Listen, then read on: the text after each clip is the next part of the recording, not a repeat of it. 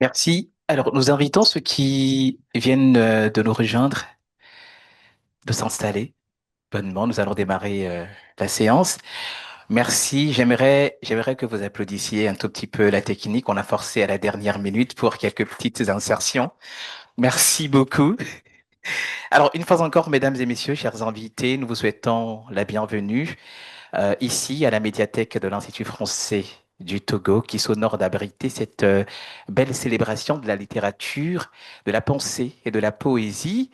Alors, cet après-midi particulièrement, nous allons découvrir deux œuvres puissantes qui nous parlent de l'humanité, également de la motivation. Alors, nous aurons deux découvertes. La première, il est question de l'ouvrage Pour que pleuve l'humanité en nous de Monsieur Junior Bakary Bamba.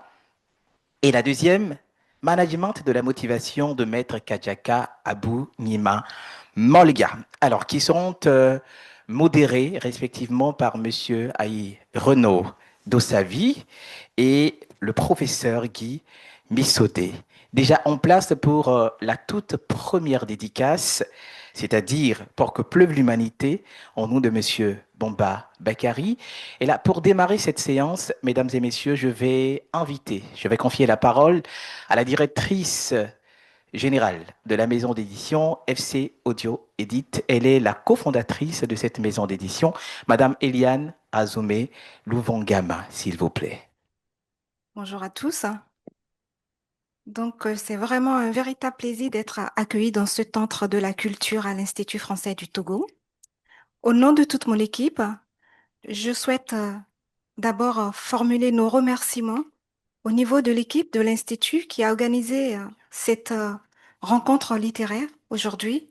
Vraiment toute notre gratitude.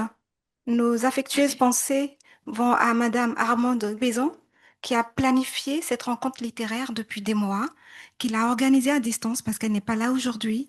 Donc vraiment, nous avons nos plus tendres pensées qui lui sont adressées.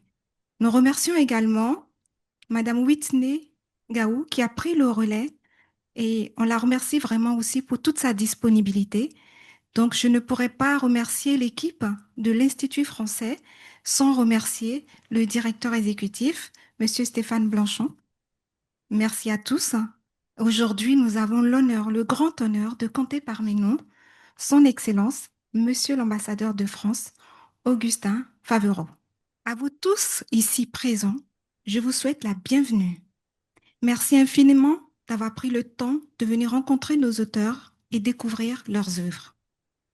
La séance d'aujourd'hui, c'est une double dédicace. On a deux auteurs avec deux univers singuliers. Mais il y a un pont qui les relie, ces deux auteurs. Ce pont, c'est l'humanité. Cette humanité, les deux auteurs ont tissé avec bravoure une étoffe dans leur récit réciproque. Donc, je vais dire un petit mot sur l'entreprise FC Audio Edit. En fait, pour ceux qui ne le savent pas, FC Audio Edit, c'est la plateforme africaine d'édition, de production et de distribution de livres audio. Donc, pour faire des livres audio, bien entendu, nous avons besoin d'une équipe. Donc, cette équipe, je tiens à adresser mes remerciements à l'équipe, à savoir principalement en premier lieu l'ingénieur de son, Guy Louvens. Il n'est pas là parce qu'il a trop travaillé actuellement. Ensuite, je remercie également la fondatrice de FC Audio Edit, qui est ma collègue et chère sœur, Folake Chantal Azoumé, qui n'est pas là non plus aujourd'hui parce qu'elle est en déplacement. Je vais remercier également parce que nous donnons voix aux histoires. C'est un peu le slogan de FC Audio Edit, c'est donnons voix aux histoires. Pour donner voix aux histoires, il nous faut des voix. Et ces voix sont portées parce que nous appelons des narrateurs. Donc vraiment, toute notre gratitude va aussi à notre team FC Audio Edit de narrateurs. Et j'ai l'honneur et le plaisir de vous dire qu'aujourd'hui, nous comptons parmi vous un de nos plus grands lecteurs, qui est juste à côté de moi, c'est Jerry Wisdom Aljavon. Je vous prie de l'applaudir. Merci. Donc Jerry, à chaque événement, il répond toujours présent pour accompagner notre jeune structure. Merci infiniment, Jerry. Maître Kajaka, Monsieur Bamba, je vais vous souhaiter une belle séance. Merci à nos deux modérateurs, Monsieur le professeur Guy Missodé Monsieur le professeur Guy Bissonnet, Monsieur Aïe Renaud Dossavi, merci à vous pour votre implication aux côtés de nos deux auteurs. À nous tous, je dirais tout simplement, écoutons, je nous souhaite une belle et agréable immersion dans l'univers des livres audio.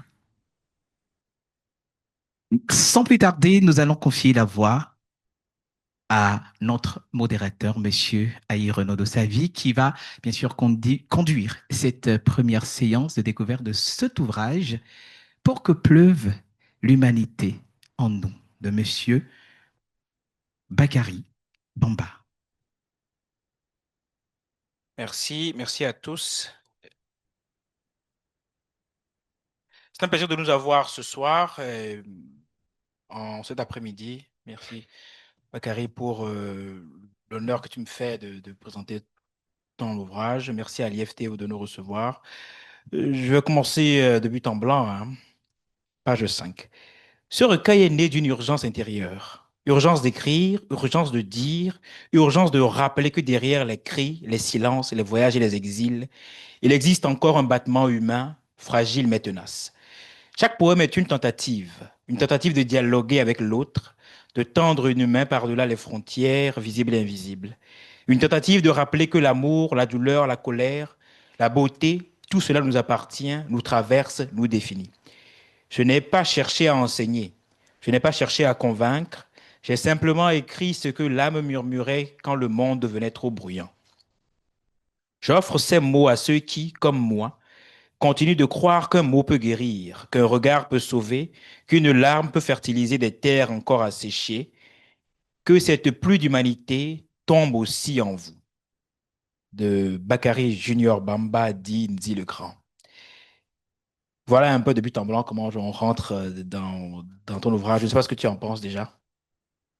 Ben, écoute, ce que j'en pense, j'aime bien t'entendre lire ça parce que je me demandais bien dans quel état j'étais quand j'écrivais ces mots. Et puis ça, c'est le cas des poètes en général. Ouais.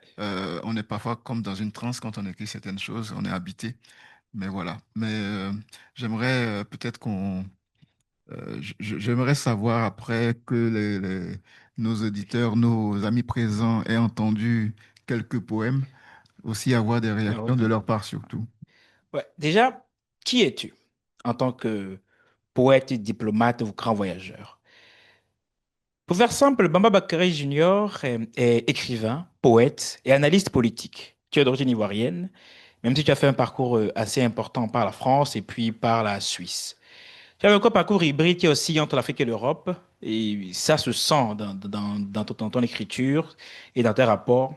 Tu es né au centre de la Côte d'Ivoire à Dimbokro, mais a grandi à la région parisienne avant de revenir à Abidjan, notamment dans la très célèbre commune de Yopougon, où tu as passé une bonne partie de ta jeunesse avant de repartir pour tes études à Lausanne en Suisse et de revenir encore en terre africaine. Alors, l'écriture accompagne donc ton parcours depuis tes années de lycée, où le jeune, on va dire, le jeune homme timide, un peu introverti que tu étais, trouvera une voie d'expression Que je suis toujours. que tu es toujours à travers l'écriture. Et donc, tu te définis comme poète engagé et qui s'inspire des réalités sociopolitiques africaines et des luttes universelles pour la justice et l'humanité pour façonner donc ton œuvre. Et ça se ressent d'ailleurs dans le recueil. Déjà, le titre nous parle beaucoup, c'est pour que pleuve l'humanité en nous. Et donc, c'est cette humanité que nous allons découvrir ce soir, que nous allons décortiquer pour pendant les quelques minutes de notre conversation, entre nous d'abord et puis avec le public, bien évidemment. Euh, et donc, nous voilà quelque part entre Abidjan et Genève. Là, te voilà Lomé qui t'héberge depuis 2022, où tu travailles au bureau Afrique de l'Ouest de l'EIF en tant qu'analyste politique principal. Mais ta plume de poète ne t'a pas lâché. Et c'est ça qui nous rassemble aujourd'hui ce soir pour que plus l'humanité en nous. Pour donner un peu une idée à notre public, pour découvrir un peu de quoi est cette question, on va peut-être enchaîner avec la première séance d'écoute avec trois textes, si la technique veut bien nous faire ses grâces. Je crois que c'est deux tests. Voilà.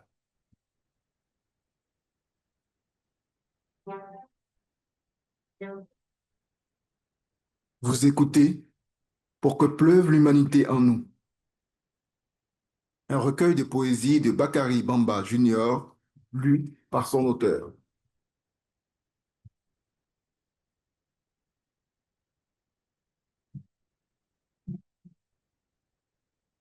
Collaboration Livre Audio FC Audio Edit.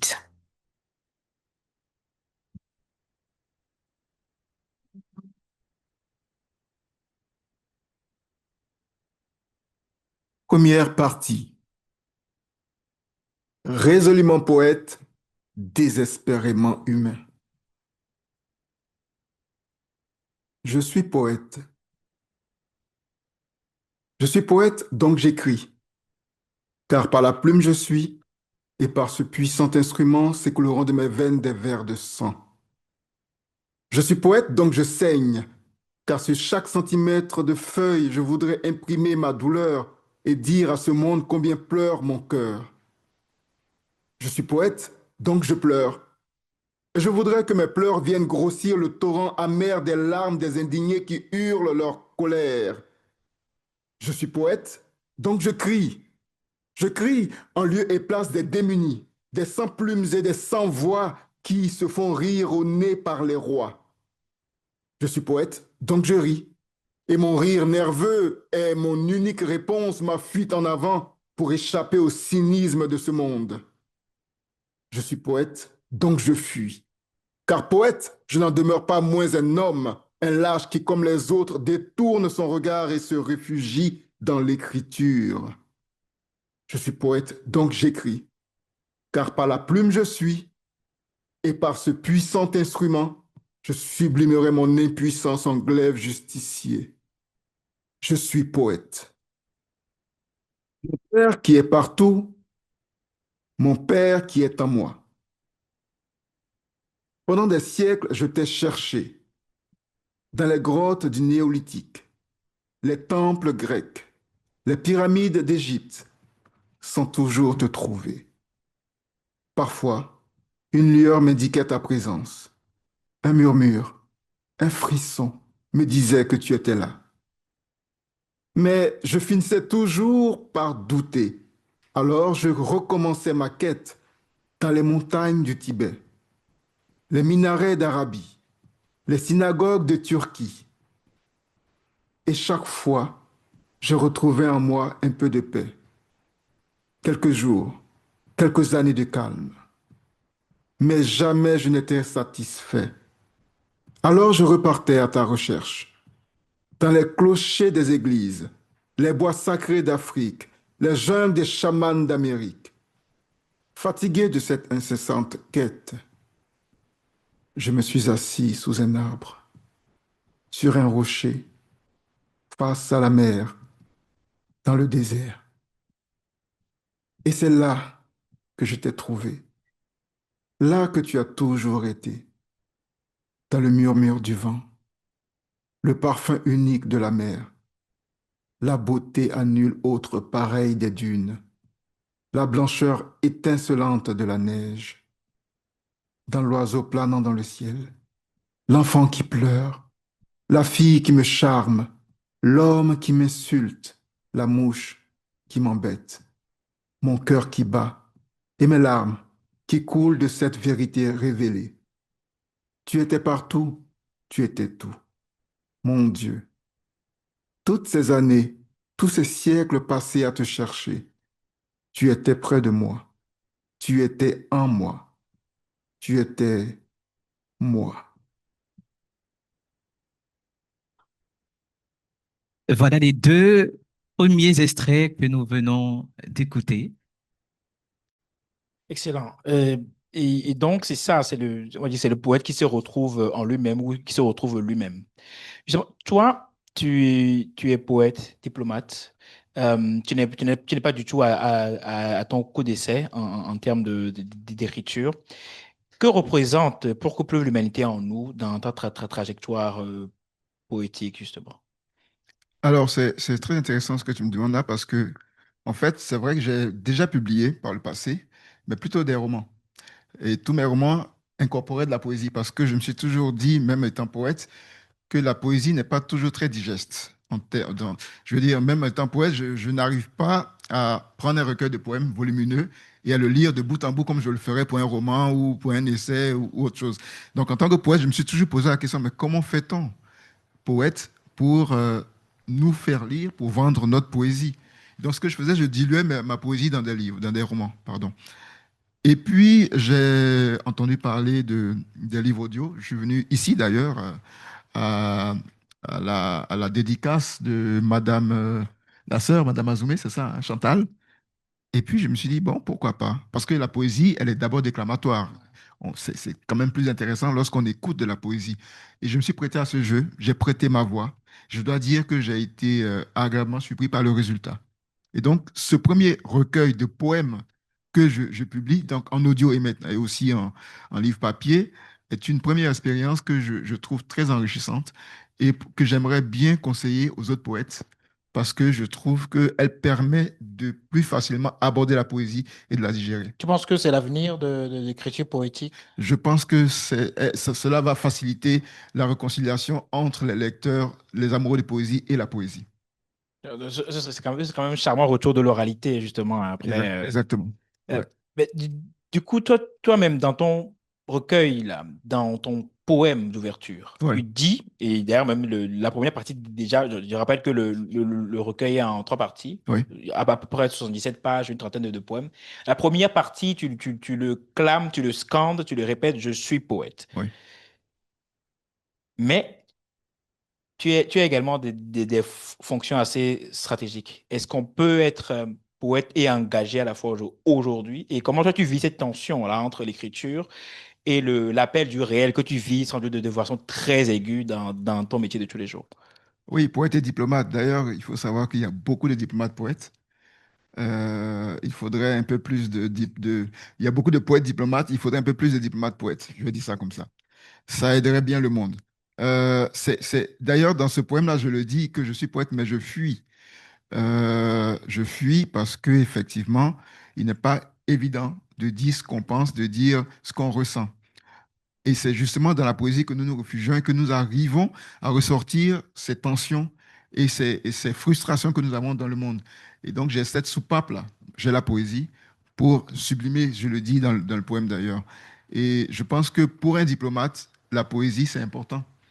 Neruda était diplomate poète. D'ailleurs, on en a un très célèbre en France, De Villepin, qui est diplomate poète. Il y en a beaucoup. Il faut savoir qu'il y a beaucoup de diplomates qui écrivent, qui font de la poésie. Et je pense que euh, mettre beaucoup de poésie en politique adoucit la politique. Et donc, ce serait une bonne chose que je suis sûr qu'après cette séance, l'ambassadeur va se mettre à me décrire quelques On va organiser des ateliers Ou d'écriture pour les peut-être qu'il le diplomates. fait, peut-être qu'il je suis sûr qu'il le fait déjà, peut-être en secret. D'accord, ouais, ouais. Je pense qu'on va leur proposer des ateliers d'écriture aux Oui. diplomates. Ça pourrait être marrant. Et parlant encore de tension, toi, tu es né, on le disait plutôt à Dimbokro, encore au cœur de la Côte d'Ivoire. Tu as grandi à Yopougon, mais également à Paris, à Lausanne et Genève. Aujourd'hui, tu es installé depuis quelques années à Lomé. Cette multiplicité de lieux et d'espaces, là, comment ça façonne, comment ça influence ton écriture, toi, ton expression, non seulement poétique, mais en tant qu'auteur? Oui, voyager beaucoup ouvre l'esprit, ça on le sait depuis longtemps. Et je fais partie d'une génération de terrestres ou d'humains qui, qui s'estiment être des gens du monde. Donc, on a du mal à avoir un ancrage particulier, à se dire, moi, je suis de là. Je te dis, par exemple, hier, j'ai atterri, je venais d'Abidjan d'une mission, et je me suis senti rentrer à la maison, alors que je suis ivoirien. Je viens d'Abidjan. Je devrais me sentir déchiré de partir d'Abidjan pour venir d'un autre pays, mais je me suis senti bien ici parce que on est bien là où on a ses attaches, ses amis, où on se sent finalement à la maison. Donc, c'est toujours une bonne chose. Je me suis senti très bien aussi à l'époque quand j'étais à Genève. Je me sentais très bien. Je me sens très bien à Abidjan, je me sens très bien quand je suis en France. Donc, en fait, nous sommes toute une génération de gens qui avons le monde en partage et il faudrait qu'il en ait encore plus pour qu'on ne s'arc-boute pas sur des identités qui finalement s'opposeraient les unes aux autres. Tu prônes des ponts plutôt que des murs. Exactement. Ouais. Ça donne envie quand même de creuser encore plus sous la carapace, on va dire, du poète. Mais d'abord, on va écouter encore d'autres textes et on y reviendra pour toucher un peu l'intérieur de l'homme ou Ah, de la personne. Si oula. la technique le permet. Les silences. Il y a le silence de la nuit, si calme et si troublant. Il y a le silence de la mer, si doux et si berçant. Puis, il y a le silence de son sourire. Il y a le silence des enfants, si tendre et si touchant. Il y a le silence des baisers, si savoureux et si renversant. Or, il y a le silence de ses regards. Il y a le silence des adieux, si dur et si déchirant. Il y a le silence des opprimés, si lourd et si accablant. Mais il y a le silence de ses absences. Obsédé par les belles paires de... Me promenant dans les bois par un joli matin, j'aperçus une créature de rêve avec une belle paire d'escarpins. J'ai senti dans mon dos comme un frisson me parcourir soudain quand la belle, vers moi, s'est retournée, me toisant d'un regard coquin. Je me suis dit, à ne rien tenter, on n'a jamais rien. J'avais trop envie de plonger mes yeux dans les siens. Et vu que j'avais un faible pour les belles paires de mocassins, je fantasmais déjà, m'imaginant les tenir dans les mains. Je l'interpellai galamment, lui demandant si elle avait l'heure. Et avant même qu'elle ait pu me donner du temps la couleur, je plongeai mes yeux dans ses gros yeux doux, ce qui me rendit complètement fou. Je pensais, toi, si je t'attrape, je te jure que je te la mettrai au doigt, cette bague en or pur. Nous avons fini la matinée à nous rouler dans l'herbe grasse, et chez elle, je l'ai enfin prise par la hanche pour une valse. Aujourd'hui encore, quand je me rappelle tous ces moments où je ne pensais qu'à elle, je me demande s'il ne faudrait pas me débarrasser de cette absurde obsession pour les belles paires de bottillons. Voilà les deux suivants extraits de ce recueil de poèmes de Monsieur Bakary Bomba. Eh ben justement, comme on peut le voir, tu as un humour assez subtil et en même temps punchy en termes d'écriture, notamment d'obsédé par les berbères de. Euh, Des chaussures. des chaussures, exactement. De mocassins ou de bottillons. Comment tu concilies, on va dire, l'intime et le ludique dans l'effort d'engager le lecteur pour le coup l'auditeur dans ton écriture? Non, non, ce que j'aime beaucoup dans l'écriture, c'est la possibilité d'utiliser de la subtilité, justement. Je pense que lorsqu'on écrit, on peut faire l'effort de la finesse. Et c'est tout le challenge pour l'écrivain que tu en es un. Euh, Quand on écrit, c'est un challenge et lorsque c'est réussi, c'est beau. Alors, il faut savoir que, et tu le sais très bien, je dis ça à ceux qui seraient intéressés par l'écriture, que l'écriture, et ça, c'est un aîné qui me l'avait dit à l'époque, elle est inspiration, mais elle est avant tout et surtout transpiration. On écrit le premier jet, mais il faut travailler son écriture. Et c'est là qu'on peut rajouter de la subtilité et des éléments et tout ça. Et je suis sûr que donc les écrivains sont des gros travailleurs et Maître Kajaka vous le dira aussi, avec les belles œuvres qu'elle produit, il y a beaucoup de travail derrière, donc on ne fait que ça. Voilà. Euh, euh, J'ai envie d'aller un peu plus loin même, au-delà, on va dire, du jeu de mots sur les chaussures et tout. Mhm. Ça me fait penser aussi au côté un peu dandy de ta personne qui a un goût que tu ne le caches pas. D'ailleurs, c'est pour on va dire, le beau vêtement, le beau costume, le bel apprêtement. Oui. Euh, c'est une continuité de ta personne à travers l'écriture aussi? Oui, parce que je suis un disciple de Baudelaire, Allan Poe, Oscar Wilde, qui étaient tous des dandys et qui expliquent comme ça. Donc, il y a une philosophie derrière le dandysme qu'il faut connaître. C'est pas la sape. Donc, déjà, j'arrête tous ceux qui vont dire c'est un sapeur. Non, c'est pas un sapeur, c'est un dandy. Et le dandysme, pour la petite histoire, ça vient de l'anglais. Euh, C'était un jeune anglais qui s'appelait Andy et qui aimait s'apprêter et se dandiner. Donc, Andy is dandling. Donc, dandy, c'est là que vient le mot dandy. Et donc, les dandys, Oscar Wilde, Baudelaire, tout ça avait pour philosophie, c'était la plupart donc des prolétaires, c'était de faire un pied de nez à la société bourgeoise en se disant, nous allons nous apprêter au maximum et vous allez nous accepter parce que vous ne respectez que l'apparence. Donc, c'est ça l'idée derrière le dandy. La philosophie, c'est de dire, même si je ne m'habille pas, le dandy ne s'habillera pas chez Dior, chez Chanel, dans les grandes marques. Par contre, il va avoir du raffinement et les sociétés, si tu veux, les bourgeois vont le récupérer parce qu'ils vont dire, ah mais tiens, il est des nôtres, parce qu'il est bien apprêté, alors que c'est pas le cas. Bon, je suis habillé aujourd'hui, j'adapte le dandisme à l'africaine, À la mais température. à la température. Bon, c'est un peu la faute de mon jeune frère Bénissant qui est là, c'est lui qui m'habille. Ah ben Voilà.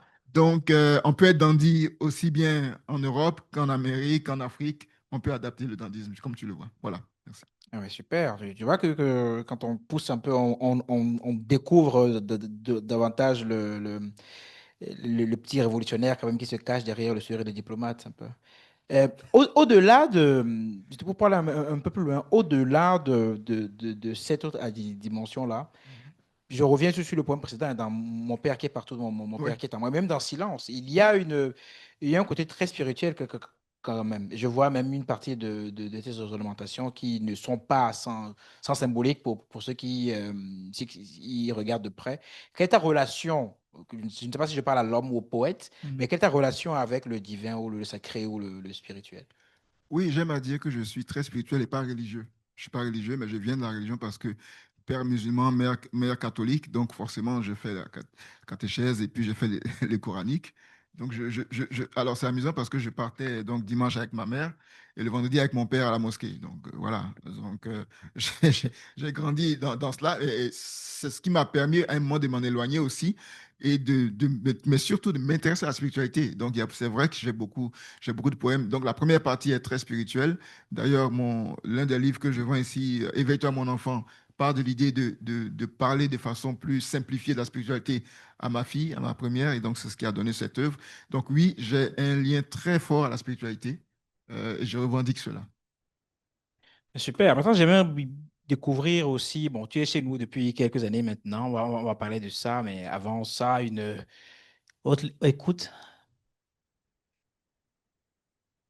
Lomé, mon poème à toi. Je suis arrivé un jour et ai entendu Ouaison sous le ciel éclatant de l'aéroport Eyadema. Et depuis, Lomé m'a pris dans ses bras, ville tendre et vibrante qui m'étreint à chaque occasion. Dans le cœur de la cité, Assigamé m'appelle, un marché où l'âme du Togo se révèle, sous les étoffes chatoyantes et les épices odorantes. S'élève la cathédrale, majestueuse et troublante. Vestige d'un passé qu'on tente d'oublier, face au monument, témoin d'un peuple libéré. Les Togolais humbles et hospitaliers ont l'âme enracinée dans l'Afrique des premiers. Leur spiritualité danse dans les couvents vaudous, où Togbi et Bokonon, pieds nus, drapés de blanc spectral, chantent des mystères d'une sagesse ancestrale. Femmes de Lomé, ô vous, reines du labeur, les nanabens aux tissus porteurs de splendeur, mères au cœur large, amantes parfois rêvées, de Palimé, d'Anéra ou de Kara arrivée. Vous êtes le pilier, l'essence de cette terre. Vos rires et vos chants sont des éclats sincères. Et voici les hommes, bruyants et fidèles, essaims de moto comme des ailes, portant les vies d'Adidogomé à Baie, d'Abodrafa à Kodjoviakopé, Leur ronronnement tisse un hymne à la ville, Lomé vibrante, jamais immobile. Dans les bars à foufou, la vie est dégustée. La koumé, de Gboma ou de Fétri-Dessi est accompagnée. Puis d'Awoyo ou de Sorabi arrosée. Les saveurs du Togo dans chaque bouchée égorgée. Et Lomé, jadis petite Suisse, s'enfonce dans l'océan à Baguida, qui digère lentement à Reposo, Pogan ou Agbata. Frontière d'Aflao, sœur ghanéenne à l'horizon, Lomé est ce chant, ce murmure, ce frisson. Elle m'accueille chaque jour dans sa chaleur profonde, ville où l'Afrique bat dans le cœur du monde. Un dernier extrait et on va leur confier une fois encore la parole. Merci. Je pars, je descends au sud. Je veux fuir quand il est encore temps. Loin de vos nuits froides sans gaz russe, de vos autoroutes non éclairées, de vos files d'attente à la station-service. Je pars rejoindre la terre-mère, là où la générosité est naturelle, et m'exiler loin de vos réfugiés à tête blonde bienvenue. Nager à contre-courant de vos migrants colorés refoulés, en abandonnant mes frères suspectés de vouloir vous remplacer. Là-bas, de retour auprès des miens, je pourrais enfin être sourd à vos discours pacificateurs guerriers. J'ignorerai vos doigts accusateurs menaçants et vos larmes sélectives corrosives s'écraseront sur le parapluie de mon indifférence. Alors enfin, dans les rues bruyantes, pas toujours propres, assaillies de senteurs indicibles et de couleurs exubérantes, je retrouverai de la fraternité et pourrai vous proposer une autre humanité à enfanter.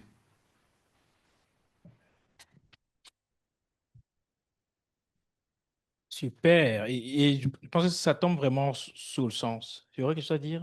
Non, non, non, vas-y. Euh, j'aimerais parler de Lomé, mais je vais commencer par la fin, justement. Ok. Par ce texte qui est fort à propos. Je pense cette idée d'aller à contre-courant et de retrouver ses racines ou une terre que l'on affectionnerait. Le poète en toi compte rentrer un jour à la maison après tous ces voyages? Ben, je t'ai dit tout à l'heure que je suis à la maison partout. Est-ce que tu penses que la poésie, justement, le propos un peu de ce dernier poème m'interpelle, peut changer notre regard, justement, sur l'Afrique ou sur le monde, même sur le regard de l'Afrique depuis le reste du monde, par exemple? Oui, c'est possible, il faut juste trouver les bons mots. Il faut déjà se parler. J'ai quelques poèmes dans le recueil d'ailleurs qui essaient de créer ce lien, cette atmosphère-là, mais il faut se parler en tant qu'humain et il faut surtout se rappeler que nous sommes humains, que nous avons besoin d'humanité. Je crois que on a un peu oublié, que ce soit au nord comme au sud, à l'est comme à l'ouest, ce qui se passe, c'est qu'on oublie parfois qu'il faut garder notre humanité. Alors, on voit des situations et on devient indifférent. Et dès qu'on devient indifférent à la souffrance de l'autre, on perd notre humanité. Donc, je crois que le début des choses, c'est vraiment de retrouver notre humanité. Et c'est un peu ce que je dis. Et pourquoi il y a ce titre, pour que pleuve l'humanité en nous. Nous avons Absolument. besoin d'être inondés d'humanité. Absolument. Attends, revenons sur Lomé, Ouais. qui a décrit un tableau très vibrant hein, de notre capitale. Dans ton écriture, tu parles d'Assigamé, des Zèmes, les Barafoufous, les femmes, les champs, nos espaces. Euh, est-ce que tu... Déjà, quel souvenir général tu gardes de ce Lomé, qui est finalement l'une de tes maisons, comme tu le dis, et qu'est-ce qui t'a le plus marqué, on va dire, de ton passage chez nous pour le moment? Oh, quel souvenir, je suis encore là. Et tu vis justement en bord Je de... vis à Vepozo et je dois dire que non, c'est surtout l'amitié, je veux dire. Et d'ailleurs, on parle d'humanité, l'humanité. Euh, quand En passant de l'hospitalité. l'hospitalité, oui, l'hospitalité, bon, les Ivoiriens sont plus hospitaliers. Euh, ouais, je fais des rechutes, je fais des rechutes d'ivoirité si tu me provoques. Voilà. Mais sinon, non, je reconnais que les Togolais ont une hospitalité quand même particulière. Elle est sincère. C'est vrai que c'est étonnant, avec une certaine simplicité qui est touchante. Et ça, étant un Ivoirien, nous, les Ivoiriens, on est connus pour notre complexe de supériorité. Et quand vous rencontrez des gens qui ont l'humilité, ça vous ramène quand même à cette réalité. Et c'est très important. Il faudrait que les Togolais gardent ce côté humble et touchant et simple. Je crois que c'est très Je important. crois que tu t'es bien rattrapé quand même, mais c'est la fin. Bon, je pense qu'on va ouvrir rapidement au public. Il y a quelques questions avant de laisser le floor. J'espère quand même que notre échange vous aura donné envie de découvrir davantage, de vous le procurer pour que pleuve l'humanité en nous. Le public aurait-il quelques questions pour notre poète, voyageur, diplomate? C'est le moment.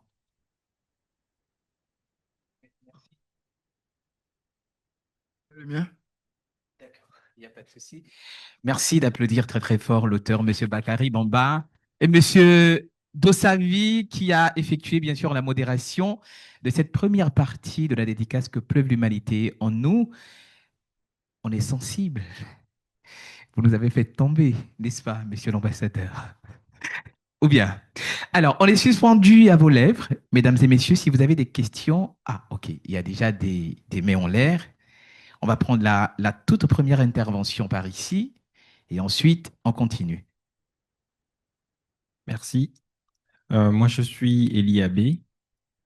J'ai rencontré M. Bakary Bamba il y a quelques jours et j'ai eu le bonheur d'être invité à cette soirée, qui est une très belle soirée. Félicitations pour cette œuvre. Ce ne sont pas des questions, bon, puisque nous avons déjà discuté à bâton rompu de cette œuvre un peu, mais c'est plus pour vous dire ce que j'ai pensé tout de suite de ma lecture en diagonale, puisque je viens de prendre l'œuvre.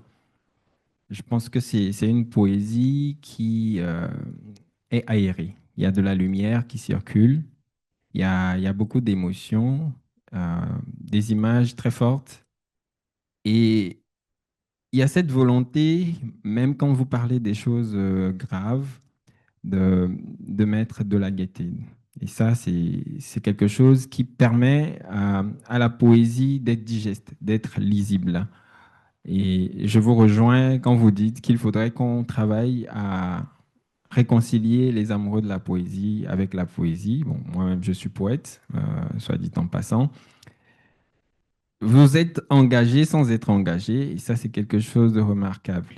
J'ai vu que vous êtes né à Dimbroko, et ça m'a ramené tout de suite dans mon enfance avec un poème de David Diop qui cite Dimbroko. Voilà, Dimbroko pour le Condor. Je ne sais pas s'il y a un lien entre votre amour littéraire, votre amour de la poésie et ce lieu de naissance qui est imprimé par ce grand poète africain, un poète très engagé sur la décolonisation. Mais en tout cas, bravo à vous pour cette œuvre et vous me donnez aussi envie de faire de la poésie dictée. On en reparlera plus tard. Bonne soirée à nous tous. Mais merci beaucoup. Alors, je pense qu'on va continuer en poursuivre avec les questions. Merci. Bonsoir, je suis Agweba Maeva et je suis lycéenne. Donc, j'avais une question. Je voudrais savoir à quel moment on se sent véritablement poète. Parce que j'ai pu comprendre que la poésie, c'est un véritable état d'esprit. Donc, je veux savoir comment est-ce qu'on se sent prêt à devenir poète, en fait.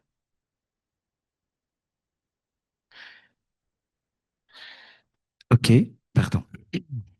Oui, merci. Je m'appelle Frédien Koulikié.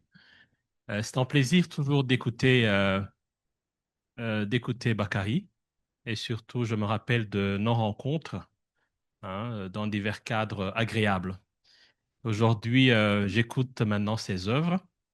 Et ma question pour le diplomate qui vit la complexité du monde actuel. Est-ce que la poésie, pour toi, représente quelques séances d'autopsychanalyse plutôt? Merci beaucoup pour la question.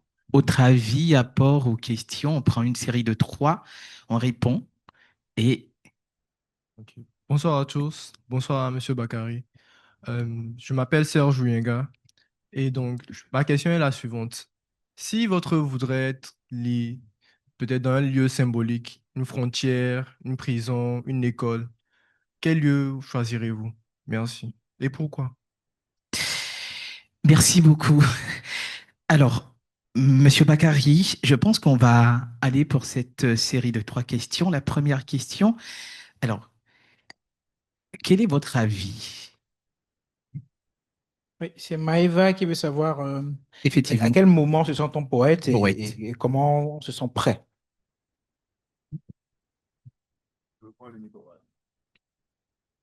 Merci, mesdames, messieurs, à tous ceux qui ont fait des commentaires et notamment à ceux aussi qui ont posé des questions. Je suis content qu'il y ait des plus jeunes. Et justement, Maëva, je vais te tutoyer, hein, si tu permets. Euh, je me suis posé la même question quand j'étais jeune poète, on va dire. Parce qu'au début, on n'assume pas. On se dit, j'écris pour moi-même. Parce qu'en général, on n'écrit pas pour vendre. Quand on fait de la poésie, on écrit pour retranscrire ses états d'âme. Donc, quand on est jeune, on écrit parce qu'on est amoureux d'une petite jeune et qu'on ne sait pas comment le lui dire et qu'on gribouille quelque chose parce qu'on est timide. Ça commence comme ça en général. Et puis, au bout d'un moment, on a 2, 3, 4, 5 poèmes. On a dit, mais tiens, j'en ai quelques-uns et on les fait lire. À partir du moment où vous commencez à faire lire vos poèmes et que les autres vous disent, ah, mais tiens, c'est pas mal, et vous êtes un poète. Donc, voilà. Donc, il y a des poètes ici, certainement, qui ont aussi leur avis. Hein, Renaud, peut-être que tu en as un autre sur la question. Mais moi, j'estime que c'est le regard de l'autre, en fait. C'est l'autre qui te met dans l'habit du poète. Mais toi, quand tu écris, tu n'as pas, tu ne décides pas d'être poète. Ah non, aujourd'hui, je vais être poète comme on décide d'être médecin ou on décide d'être, je sais pas, avocat. Je suis juriste, j'ai décidé d'être juriste. Poète, c'est quelque chose qui m'est tombé dessus parce que je me suis mis à écrire un matin que c'était ma façon à moi de m'exprimer. Voilà. D'accord. Et justement, il y a Freddy qui voudrait savoir est-ce que la poésie pour toi représente une autopsychanalyse? Ah, il a tout à fait raison. Je pense que dans la question, il y a la réponse. C'est vrai que lorsqu'on écrit, il y a un peu de ça. Je ne veux pas dire non, pas du tout. Non, non. Non, non, il faut qu'on se dise la vérité. Quand on écrit, on va chercher au fond de soi. C'est tout, c'est très complexe. C'est pas simple. N'est-ce pas, Renaud? Ah oui, je peux te l'accorder. Enfin, il y a Serge qui pose une question assez intéressante. Il demande si ton œuvre devait être lue dans un lieu symbolique, et Oui. lequel serait-il et pourquoi? Ouais, tout de suite, j'ai pensé à une école pour le côté transmission. D'accord, Je pense que c'est important. super. On va prendre la dernière série de questions. Avis, partage, apport. Bonsoir, je m'appelle Sarah Amadou. Moi, ma question, elle est la suivante. Mis à part la version audio, comment espérez-vous que vos poèmes soient lus? En silence, lentement ou à voix haute? Merci. Merci beaucoup. Deuxième question. OK. Merci, moi je m'appelle Gilles Badet, je suis venu de Cotonou uniquement pour assister à cette séance et je rentre tout à l'heure à Cotonou parce que j'ai découvert Bakary Bamba Junior lors d'une mission que nous avons menée ensemble à Dakar et j'en vois les traces dans le recueil de poèmes puisque je vois Dakar. Et alors que nous étions chargés de regarder un peu si les élections se passaient bien au Sénégal, les élections législatives il y a quelques mois, eh bien, il trouvait le temps, le matin ou la nuit, d'écrire enfin, d'être inspiré, d'écrire des poèmes et de nous les faire partager dans notre forum WhatsApp. Et j'ai ouvert, j'en ai trouvé encore deux qui, je ne sais pas s'ils sont vraiment là ou bien s'ils ont été refaits et tout. Et je voudrais dire tout mon plaisir d'assister à cette séance et remercier aussi ceux qui ont eu l'idée des ouvrages audio, parce qu'effectivement, en entendant, j'ai senti quelque chose de spécial. Et je voudrais vous encourager, je voudrais te féliciter et dire vraiment tout mon plaisir d'être là. C'était juste pour partager cela. Merci beaucoup. J'attends un poème Cotonou, hein, bientôt, j'espère. Merci beaucoup. La dernière question. Ah, ok, d'accord, madame. Bonsoir à tous. Donc, je suis Prisca Stéphanie Bois et je voudrais remercier Bakary Bamba. Comme monsieur avant moi, j'étais charmée par le fait que c'était lu et encore plus par l'auteur parce que ça avait plus de vie et on sentait plus d'émotion. Et je pense qu'il y a un poème qui est devenu le préféré de mes voisins pas loin parce que les belles paires d'eux, on les sentait, on les entendait. Et je me dis, en tant qu'Africaine, ça ramène à l'oralité qui est une valeur première de l'Afrique, des contes, de ce que les griots chantaient, de ce que les griots disaient. Et quand on doit pleuvoir l'humanité, je me dis, ça ne peut pleuvoir que quand c'est parlé, quand c'est dit. Et ça nous ramène aussi à une valeur de la qualité d'écoute. Et je me suis dit, il nous donne un coup de management. Il nous apprend à écouter. On parle, on lit un livre, mais on le partage et on l'écoute avec l'auteur. En tout cas, merci et bravo. Merci beaucoup. Je pense qu'on a fini. Vous voulez bien. Ah, d'accord. Il y a encore une question de l'autre côté. Alors, bonsoir à tous. Et moi, je suis mentor ambulant, artiste slameur. Félicitations pour votre ouvrage. Et je vois que vous travaillez beaucoup sur la mémoire des lieux.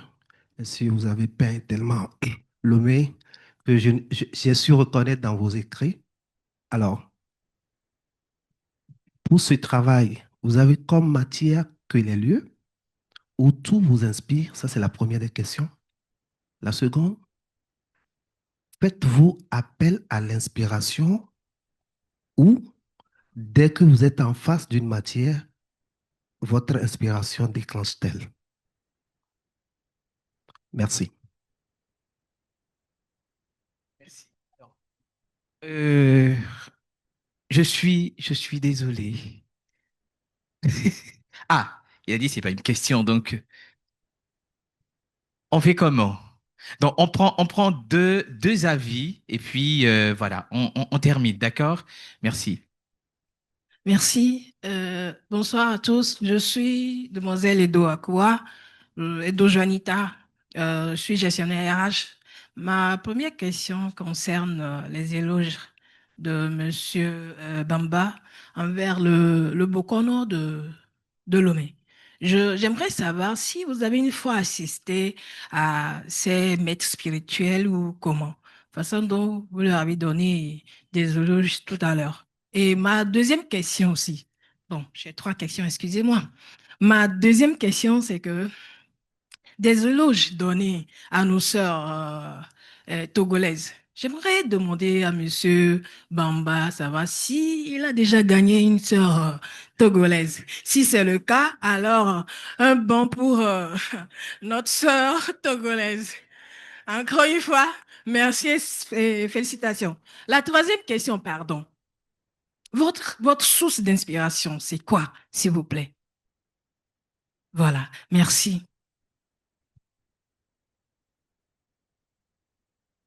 Merci. Bonsoir à toutes, bonsoir à tous. Bonsoir Bakary, cher René. Euh, j'ai une question sur le choix que tu as fait d'être le narrateur de ton propre œuvre. Il y a évidemment une voix intérieure, la tienne, qui traverse et qui habite toutes les lignes. Et pourquoi avoir fait le choix de déclamer tes propres poèmes, tes propres poésies et ne pas confier, voilà, confier cette déclamation-là à une autre voix? Merci. Merci beaucoup. Je pense qu'on a 5 questions ou 5 questions au maximum. On a 5 minutes pour répondre, si vous pouvez. Super. S'il vous plaît. Merci, je vais essayer. En tout cas, déjà, merci à toutes et à tous pour l'intérêt. Je sens qu'il y a un intérêt, il y a beaucoup d'amitié, de sympathie. Cela me touche énormément. Euh, je vais commencer dans l'ordre. Comment j'espère, donc c'est Sarah qui me demande comment j'espère que ce soit lui. Déjà, il y a un livre audio. Je pense qu'il faut, prenez la peine d'écouter le livre audio. C'est vraiment, ça vous réconcilie à la poésie. Après, vous pourrez le lire de façon intérieure. Mais je pense que la première démarche est d'abord d'écouter le livre audio. Je veux vraiment inviter tout le monde à... Parce qu'il y a une transmission d'émotions. Je l'ai ressenti moi-même en l'écoutant. Et cela m'a surpris. Je ne m'attendais pas à cela. Et je vais sauter à la dernière question qui me demandait pourquoi j'ai choisi d'être narrateur. J'ai hésité. Et c'est la faute à Eliane, qui a estimé que, oui, qui a estimé que je pouvais le faire et parce que j'avais déjà posté des vidéos de poèmes que je lisais. Elle m'a dit, mais je pense que tu peux le faire. J'ai déjà participé à des récitals de poésie, tout cela. Donc, bon, je me suis prêté au jeu et j'ai été moi-même bluffé. Et je dois dire ici que quand vous allez écouter le recueil, il y a les liens entre les différents poèmes. C'est la musique. Et ça a été très bien fait par Monsieur Guy Louvens. J'aimerais qu'on applaudisse pour lui, s'il vous plaît. Il a fait un excellent travail qui a donné, c'était un peu, donc vous avez ici le foufou et la sauce. Donc voilà, ça facilitait donc la digestion.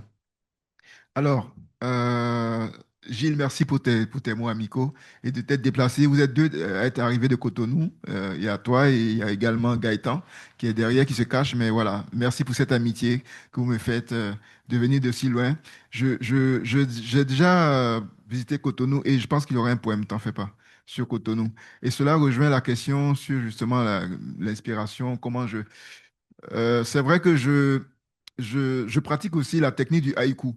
Et lorsque vous pratiquez la technique du haïku, vous développez l'instant présent. Et quand vous développez la culture zen et de l'instant présent, vous faites des instantanés des moments que vous vivez. Et donc, j'ai deux types de poésie. J'ai la poésie de l'instantané, du moment présent. Donc là, je vais écrire sur des villes parce que je les traverse. Par exemple, là, ce que nous vivons maintenant, certainement que tout à l'heure, je vais faire un poème à partir de cela. Et ça, c'est les impressions du moment que je saisis. Et puis, il y a aussi la poésie de l'émotion où il y a un sentiment, quelque chose qui vous touche et que vous mûrissez et vous écrivez. Ça, c'est un peu plus tard. Mais la poésie de l'instant, c'est des clichés. Et on développe cela, vous êtes slammer, avec la technique du haïku. Et ça vous permet de vraiment développer cet aspect. Merci à Priska pour aussi ces mots gentils. C'est vrai que la version audio aide beaucoup à transmettre l'émotion. Lorsque vous lisez vous-même, c'est votre voix que vous entendez dans votre tête. Lorsque l'auteur, dans mon cas, transmet, lit, c'est lui. Alors, on me demande d'aller vite. Les lieux où je m'inspire, non, moi, j'ai déjà répondu. Hein, j'ai deux façons d'être inspiré. Les Bokonon, non, c'est pas un hommage, il n'y a pas un clin d'œil particulier au Bokonon, mais c'est surtout que pour moi, ça fait partie de l'identité togolaise. Et donc, j'en parle parce que je ne pourrais pas faire un poème sur Lomé ou sur le Togo sans parler de la spiritualité de ce pays. Donc, il m'a paru important d'en parler. Euh, je crois que c'était tout. Hein. Je ne répondrai pas à la question.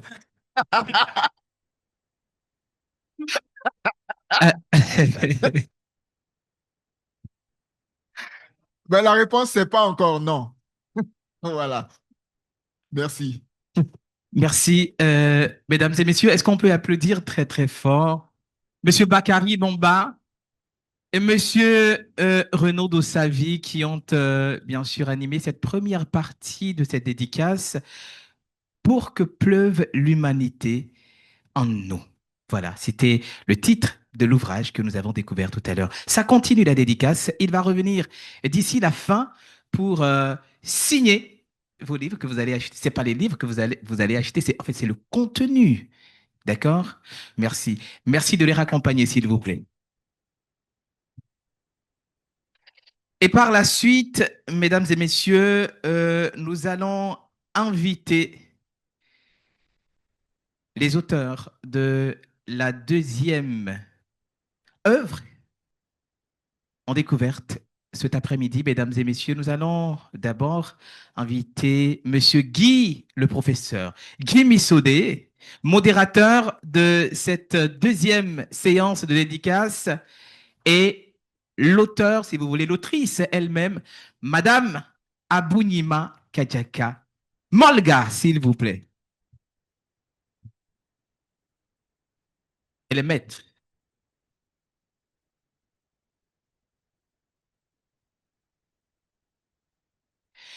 Le management de la motivation. Avant même qu'ils ne prennent la parole, mesdames et messieurs, je vais réinviter la directrice de la maison d'audition FC Audio Edit, Madame Eliane Hazoumé, Luvongama qui va les introduire.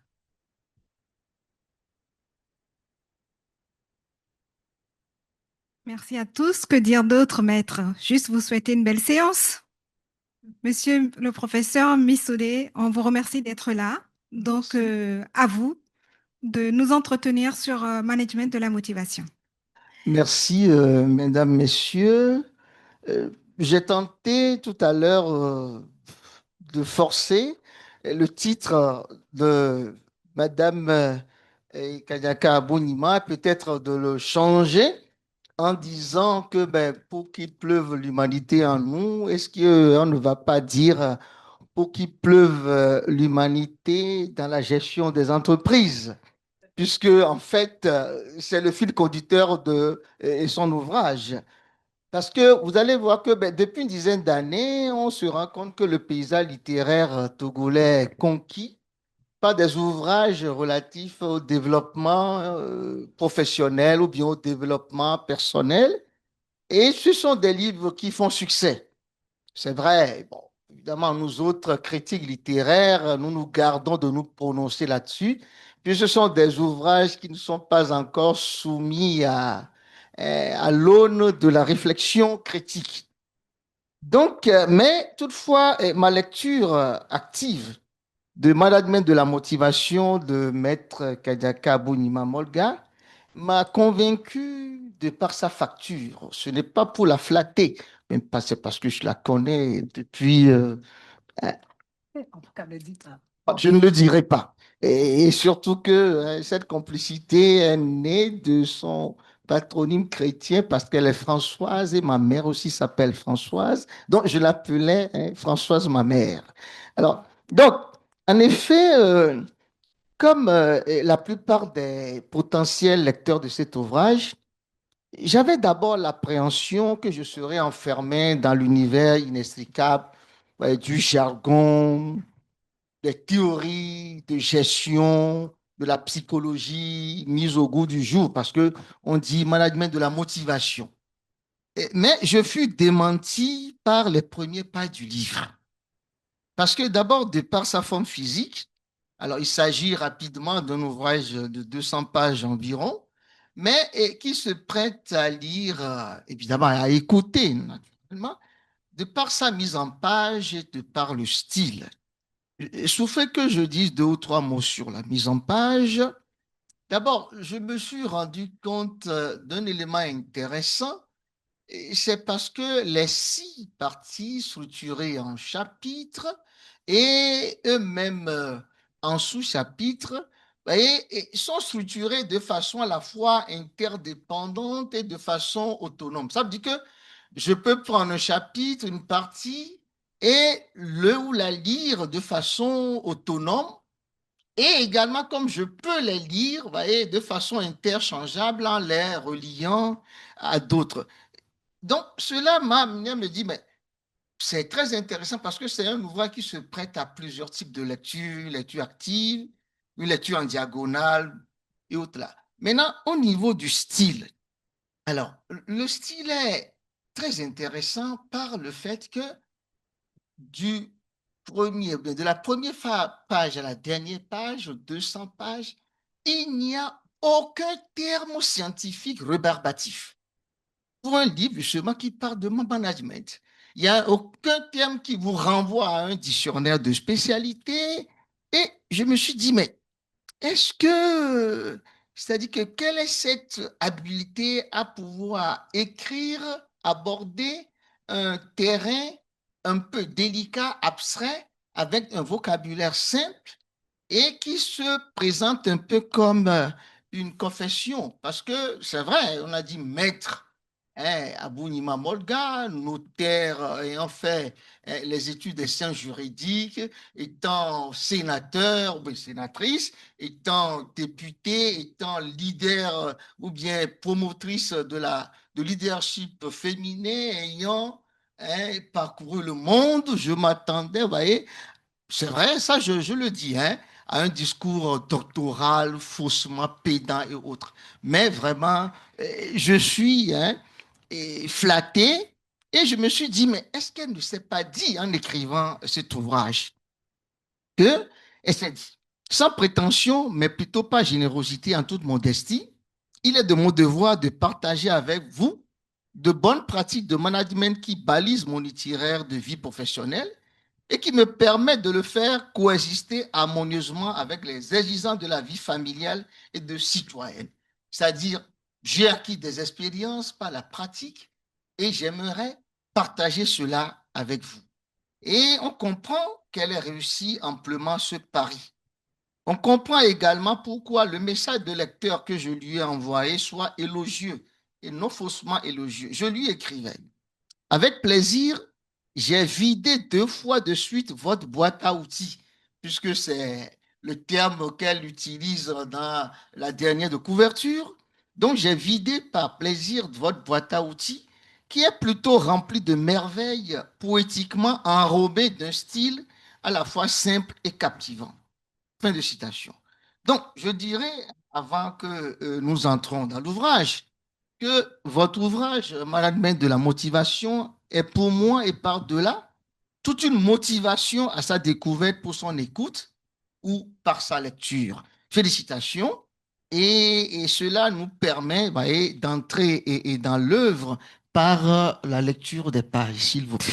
Exactement. Mesdames et messieurs, je vous laisse applaudir. Nous allons écouter 2 extraits de l'ouvrage Le management de la motivation.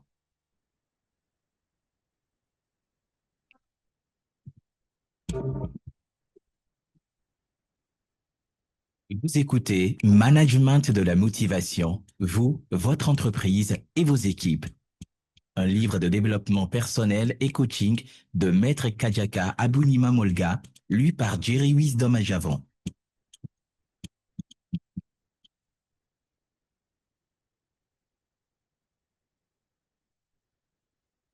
Chapitre 1. Manager et motiver. Au cœur du problème crucial des nouvelles structures.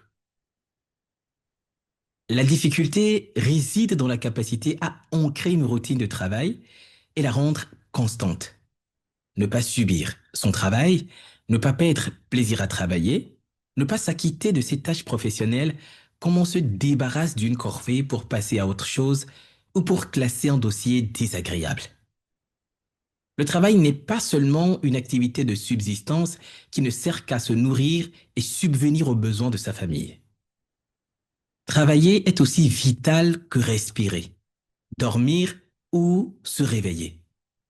Exister, c'est travailler. Si tel est le cas, alors pour mener à bien son travail comme pour bien gérer son existence, il faut de la motivation. Chef d'entreprise, chef d'équipe ou chef de famille, les responsabilités qui vous incombent seront toujours croissantes. Le défi majeur se trouve ainsi dans la répétition, dans la difficulté à accomplir la même tâche tous les jours. C'est un challenge à relever que de dépasser la monotonie et conserver la motivation nécessaire à votre progression pour demeurer apte à faire face à chaque situation, à chaque sollicitation avec disponibilité et joie. Voilà. Vous permettez? Allez-y, Ben allez-y. oui, ben, alors, la première question, ça m'a taraudé depuis que j'ai reçu le dit, mais quelle est la nécessité pour une notaire plutôt, notaire, députée, sénatrice, d'écrire un ouvrage sur le management de la motivation? Bon, ça Parce que je vous trouverai ailleurs, hein, sur d'autres terrains, mais pas de parler justement du management de la motivation. Oui, la question est intéressante. Et justement, comme vous l'avez écouté tout à l'heure, le défi au quotidien, c'est de vaquer à ses occupations avec beaucoup d'entrain. Et c'est ça. Et en tant que chef d'entreprise notaire, et vous êtes confronté chaque jour aux défis auxquels sont confrontés les chefs, d'autres chefs d'entreprise. C'est vrai que dans notre domaine, ce sont les prestations de services, mais il faut non seulement avoir des compétences, il faut s'entourer de collaborateurs qui ont envie de travailler, qui rendent votre travail plaisant, qui vous facilitent la tâche. Aussi, donc, si vous n'êtes pas un chef d'entreprise qui donne de l'entrain, je crois que vous n'aurez pas l'adhésion suscitée autour de votre vision pour un résultat efficient. Et donc, voilà pourquoi moi, j'ai écrit ce livre à travers les petites expériences que j'ai eues et comment je donne envie aux gens de travailler avec moi, comment je me lève avec beaucoup d'entrain. Et ces petites astuces que je mène au quotidien et qui me permettent aussi de transporter mon travail au-delà de mon entreprise. Voilà, vous avez dit tout à l'heure que non seulement je suis notaire, je fais autre chose. Et voilà, si vous n'aimez pas votre travail, si vous n'êtes pas disponible, si vous n'avez pas cet équilibre entre le boulot, la vie professionnelle et d'autres choses, je crois que vous allez subir votre travail et vous ne ferez rien. Je crois que l'ambition doit être très grande, un rêve très élevé qui dépasse votre personne et qui est porté par d'autres. Merci. Oui, bon, alors, bon, ça va, vous avez justifié, mais alors, pour vous comme pour moi, en tout cas, il est indéniable que de façon générale, le travail est perçu comme une peine, hein, et non comme une joie. Je ne pense pas que souvent nous nous réveillons comme les 7 compagnons de Blanche-Neige pour aller travailler, pour chanter. Cependant, dès l'ouverture de votre texte, vous vous adonnez à une apologie du travail. Vous écrivez, et là je la cite, ne pas perdre plaisir à travailler. Pour moi, c'était surprenant. Ne pas perdre plaisir à travailler par les temps qui courent, je crois que vous choquez. Pourquoi justement inversez-vous l'échelle commune de la perception du travail? Nous n'aimons pas travailler et vous dites que nous devons éprouver un plaisir à travailler. Pourquoi? C'est important de prendre plaisir à travailler. Il faut aimer ce qu'on fait parce que vous avez à faire ça toute votre vie durant. Et si vous allez travailler juste parce que vous avez besoin de vous nourrir, de vous vêtir, je crois que vous n'êtes pas. Et donc, là, pourquoi vous vous levez pour aller travailler? Il faut le savoir. Pourquoi je dois accroître mon activité? Je dois savoir cette motivation. Il faut que je la recherche en moi. C'est cette complicité entre vous et votre travail, vous devez le trouver. Et le travail doit être... et le cadre du travail doit être un cadre épanouissant pour vous et pour et pour vos collaborateurs.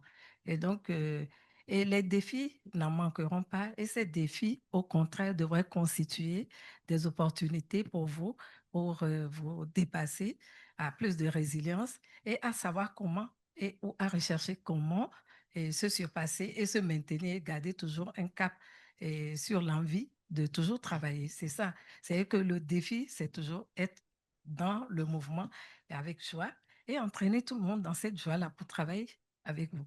Donc, ce plaisir, ce n'est pas une évidence, mais cela s'inscrit dans une certaine culture, une certaine pratique. Bon, d'accord. Je crois que ça nous permet d'écouter encore un autre passage. Le porteur de rêve déroule dans son esprit le parcours espéré pour son entreprise et lui donne forme dans son imaginaire. Il passe ensuite à la mise en place d'un cadre, au recrutement de personnel, à la recherche de clients, de partenaires internes et externes. Il est lui-même au cœur de cette constellation multiforme. Cet ensemble d'éléments reste connecté à son énergie intérieure et maintient la cohérence du projet. Au démarrage, il représente l'esprit du système. Plus tard, viendra l'étape où la constellation gravitera autour d'une énergie autonome gérée par elle-même. Le manager principal se réjouira alors d'avoir réussi à la mise en orbite d'une réalité qui transcende sa personne. Chaque être est en tout. C'est pourquoi notre communication est verbale, non verbale et énergétique. Toutes les dimensions de sa personne sont matérialisées dans l'expérience vécue par le manager. Il ne peut les dissimuler. Ceux qui l'entourent savent quand il est au meilleur de sa forme et quand il ne l'est pas. La vibration qui émane de lui influence directement la structure. Les entreprises s'écroulent tous les jours par le fait que le chef ne transmet pas l'énergie nécessaire ou celle indiquée. D'autres, en revanche, sont prospères et croissent grâce à la vibration du manager qui diffuse l'état d'esprit et les ressources subtiles adéquates. OK? Ben, il y a une notion qui importe ici, c'est la notion de porteur de rêve. Alors, en vous suivant, tout projet initié par et porté par un rêve. De ce fait, le manager est aussi et avant tout un rêveur. Évidemment, ce n'est pas un rêveur folle de logis, ce qui peut être évident, mais l'une des originalités de votre analyse, c'est que vous précisez que ce rêve peut transcender la personnalité du manager dont il est porteur.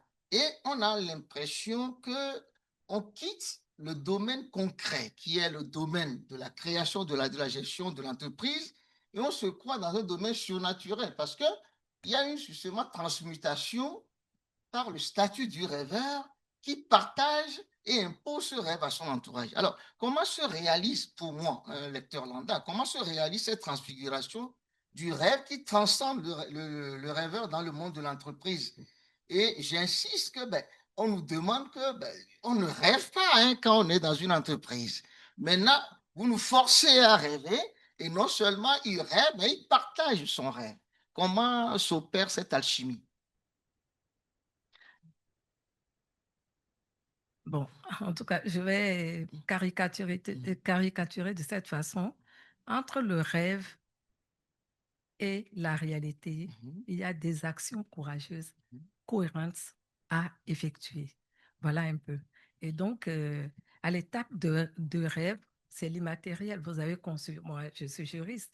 Et donc, au terme, je disais que je serais notaire. Et donc, je me suis formée jusqu'à ce niveau. Après, j'ai créé mon entreprise et j'ai eu mon décret de nomination et j'exerce dans un cadre libéral. Et donc, je dois m'entourer de partenaires internes que sont mes collaborateurs.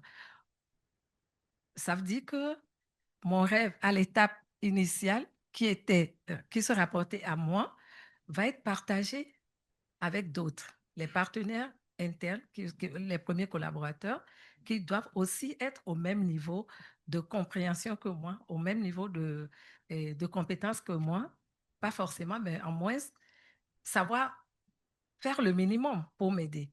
Et donc, après, il faut l'usager du droit, il faut la clientèle aussi, qui sont des partenaires, et ces partenaires sont externes. Et dans tout ceci, il faut une alchimie pour fidéliser le collaborateur, fidéliser le client pour que l'entreprise vive.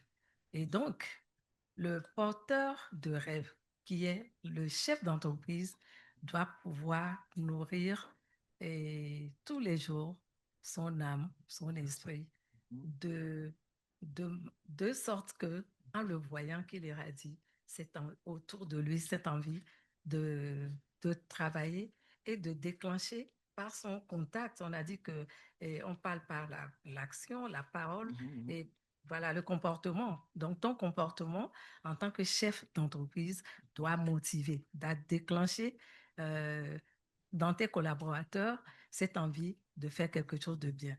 Et aussi, c'est l'usager du droit, quand il vient chez toi, il examine. Est-ce que je suis en face de quelqu'un qui peut m'apporter une solution? Vous êtes là en tant que notaire, vous êtes notaire de solution. Les gens arrivent avec des préoccupations.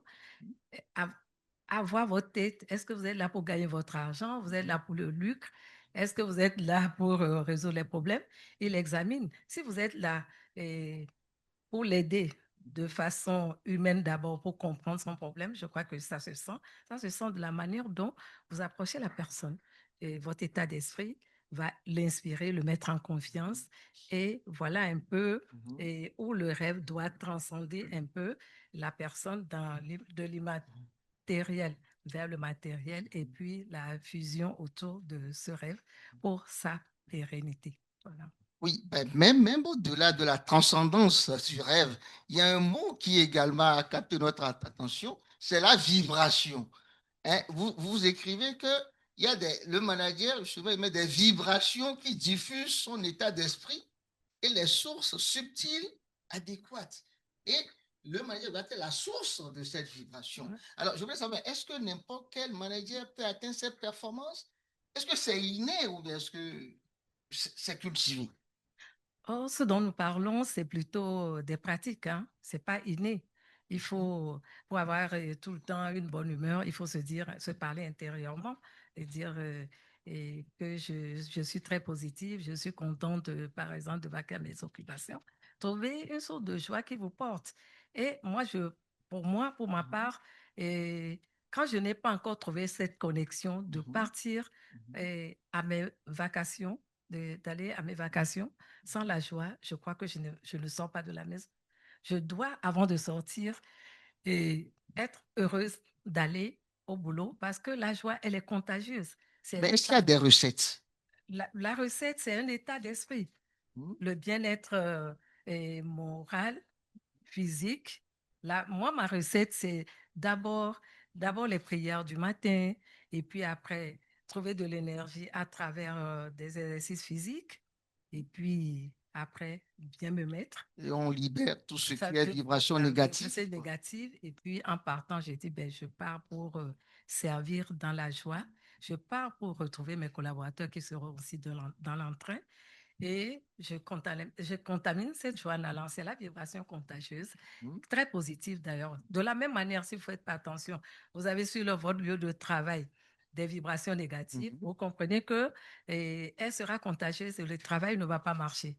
Et voilà, un peu, donc le leader doit tout faire pour aller sur son lieu de travail avec une énergie qui comptable. Est-ce que ce n'est pas épuisant en fin de journée?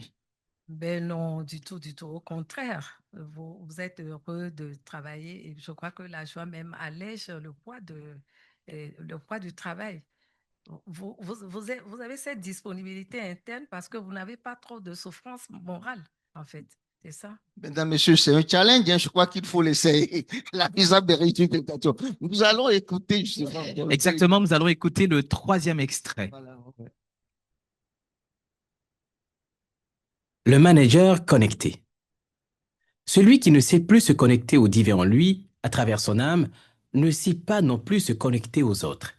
Il reste méfiant. Celui qui ne peut se relier à lui-même, c'est-à-dire à son âme, ne peut pas activer l'énergie de la joie interne. Il ne peut pas non plus la communiquer aux autres. On ne donne que ce que l'on possède et dès lors, celui qui n'est pas en phase avec son être profond ne peut guider quiconque à trouver en lui-même la joie ou la force de faire face aux défis. On n'enseigne que ce que l'on pratique et ce dont on a la conviction par expérience personnelle. Le manager invitera ses collaborateurs à trouver la foi en eux-mêmes. Il les incitera à rencontrer la source interne de joie et de confiance inébranlable. Et sans avoir compris, expérimenté et maîtrisé lui-même la quintessence de cette réalité, ses conseils ou ses mots resteront vides de sens. La communication ne consiste pas seulement en un message. Elle est aussi un transfert de sensations, de vibrations et d'états de conscience. L'enthousiasme étant l'expérience concrète de la présence du divin en soi, il est inutile de tenter de l'enseigner uniquement par des mots. Le transfert émotionnel et énergétique de cette dimension subtile de l'existence doit nécessairement suivre. Et c'est seulement après que le manager soit parvenu à l'éveiller en ses collaborateurs qu'ils pourront par la suite s'en servir pour le bien de la structure. Ils observeront aisément leurs états émotionnels et énergétiques, distingueront ce qui est ou ce qui n'est pas de leur ressort. Ils ne livreront plus les combats qui ne leur incombent pas. À leur tour, ils seront capables de transmettre le même savoir à d'autres. La démultiplication du manager s'opérera de cette sorte. Là, ça, c'est très intéressant, mais ça nous interpelle. Alors, souffrez que je vous pose encore 2 questions. C'est pas parce qu'on n'a pas compris, mais il y a toujours cette tendance à vouloir aller au-delà de vos propos, de vos réflexions. Alors, vous vous référez ici comme ailleurs, hein, dans l'ouvrage, au divin ou à la notion du divin qui permet au manager de se relier d'abord à lui-même. Tout à l'heure, vous allez nous parler de prière, afin d'enseigner ensuite aux autres. Alors, qu'entendez-vous par divin? Et il faut nous expliquer le processus, parce que ce n'est pas évident pour un manager lambda, hein, je crois. Voilà. Et comment partager cette alchimie avec nous? Qu'est-ce que vous comprenez par divin? Et comment est-ce que ce processus-là se réalise dans la pratique de tous les jours? Oui, merci pour la question. En fait, quand on se réfère aux Écritures saintes, on dit, nous sommes une parcelle de la divinité, n'est-ce pas? Dieu est individualisé en chacun de nous. Et pour moi, c'est important de rechercher cette parcelle-là en soi. Et dans le cadre de l'entreprise, j'estime que vous devez faire votre part de leader. Et vous allez travailler sur vous-même complètement comme si le succès de l'entreprise dépendait de vous et amener les collaborateurs aussi à s'exercer dans ce cadre-là, à travailler comme si tout dépendait d'eux. Et puis à la fin, religieusement, on va croire, on va prier que ce travail-là soit porté par Dieu. Et donc, disons, il y a les trois aspects. Vous, d'abord, votre part physique, investissement physique, personnel et tout. Les collaborateurs, de même, vous les amenez à faire pareil. Et puis après, à la fin, vous croyez qu'il y a quelque part un Dieu qui est en vous, qui est hors de vous, qui porte le tout et de qui dépend le succès de cette entreprise. Je crois, c'est transférer cette charge-là au divin qui vous libère. D'ailleurs, vous avez cette foi que vous n'êtes pas seul. Et si vous n'êtes pas seul et que votre vis-à-vis, qui est votre collaborateur, qui est votre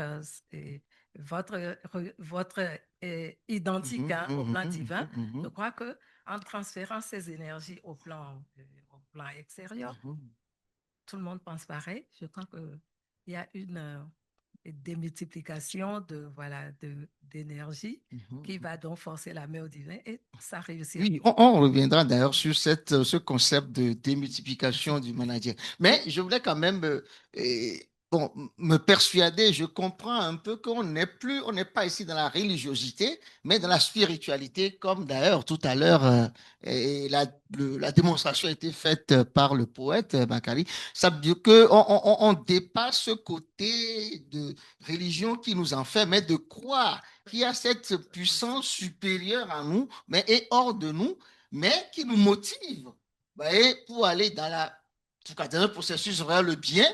Le bien, là, peut rimer avec l'efficacité, hein, le beau et le vrai, afin justement que la rentabilité de l'entreprise justement réponde à nos besoins pour la satisfaction.